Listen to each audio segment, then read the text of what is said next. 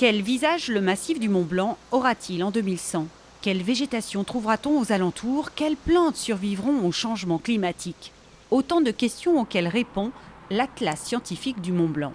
Ne cherchez pas de livre, il se présente en version numérique. Le fruit de 3 ans de collaboration française, suisse et italienne, présentée ce jour-là aux scolaires. Il y a 16 000 ans, avant, il n'y avait que du glacier. il y avait du glacier dans toute la vallée. À Chamonix, on avait 600 mètres d'épaisseur de glace au-dessus de la tête. Toute la vallée était remplie de glaciers.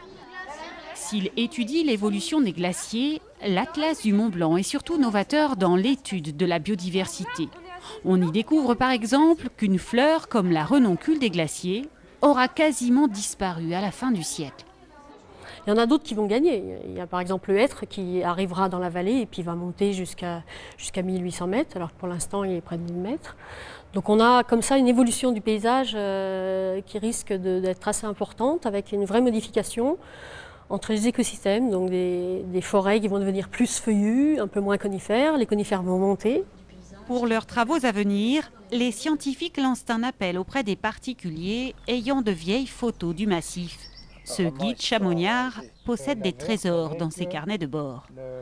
En 68, c'est le glacier des Améthystes.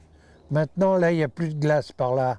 Mes photos, je les ai faites avec un vieil appareil que j'avais souvent avec moi. Je ne savais pas que ça servirait à des fins scientifiques.